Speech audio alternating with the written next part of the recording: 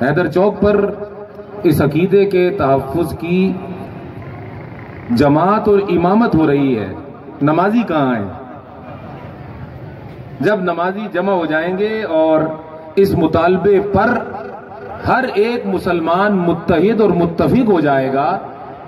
تو پھر آپ کو مطالبہ کرنے کی بھی ضرورت پیش نہ آئے گی، وہ سفیر خود ہی بوریا بستر اٹھا کر چلا جائے گا۔ ہے دعا یاد مگر حرف دعا یاد نہیں، میرے نغمات کو انداز نوا یاد نہیں، زندگی جبر مسلسل کی طرح کاٹی ہے، جانے کس جرم کی پائی ہے سزا یاد نہیں، آؤ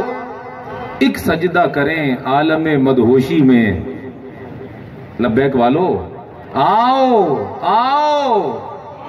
آؤ ایک سجدہ کریں عالم مدہوشی میں، کون کہتا ہے ساغر کو خدا یاد نہیں۔ عالم کفر یہ نہ سمجھے، دنیا پرست نفس کے بندے اور شیطان کے بندے یہ نہ سمجھیں کہ نبی اکرم صلی اللہ علیہ وسلم کی گستاخی بھی ہو جائے گی اور اس سرزمین سے، اس مملکت سے، بالخصوص پاکستان جس کا نام ہے، اس کی مذمت میں آواز نہیں آئے گی، یہ نہ سمجھیں، بلکہ یہ جان لیں کہ جب تک اس دھرتی پر ایک مسلمان بھی موجود ہے وہ نعرہ لگا کر یہ کہتا رہے گا تاجدار ختم نبوت زندہ باد۔ اگرچہ بت ہے جماعت کی آستینوں میں، تمہیں ہے حکم اذاں لا الہ الا اللہ، اگرچہ لوگ منتشر ہو گئے، ٹوٹ پھوٹ کا شکار ہو گئے، اسلام کا شیرازہ بکھر گیا، انتشار آ گیا، لیکن تمہیں یہ حکم ہے کہ تم حق کی صدا بلند کرتے رہو، تم آواز حق بلند کرتے رہو۔ تو شیخ صاحب کو ہم یہ بتانا چاہتے ہیں کہ ہم سے آپ کو ڈرنے کی ضرورت نہیں۔ ارے ہم تو وہ لوگ ہیں کہ اعتکاف ہوتا تھا آخری عشرے میں، ہم تو پہلے ہی عشرے میں آ کر بیٹھ گئے اعتکاف، اور یہ ہے حرمت رسالت کا اعتکاف، اور اعتکاف کا حکم ہے واجب علی الکفایہ، اگر محلے کے 4 آدمی بھی بیٹھ جائیں تو باقیوں پر سے عذاب ٹل جاتا ہے۔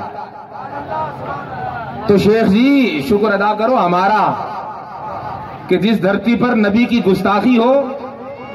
اور کوئی یہ کفایہ ادا کرنے والا نہ ہو تو ساری دھرتی رل جائے، تمہاری سیٹیں، تمہارا مال، تمہارا منصب، تمہاری حکومت سب برباد ہو جائے،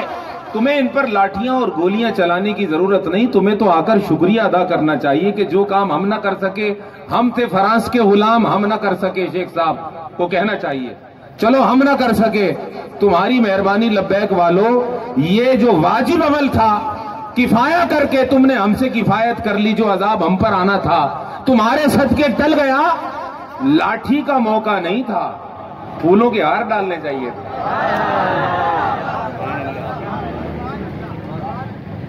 اور رہ گئے سعد صاحب، صاحبزادہ سعد رضوی صاحب، تو اقبال نے کہا تم دیے باد مخالف سے نہ گھبرا، یہ تو چلتی ہے تجھے اونچا اڑانے کے لیے۔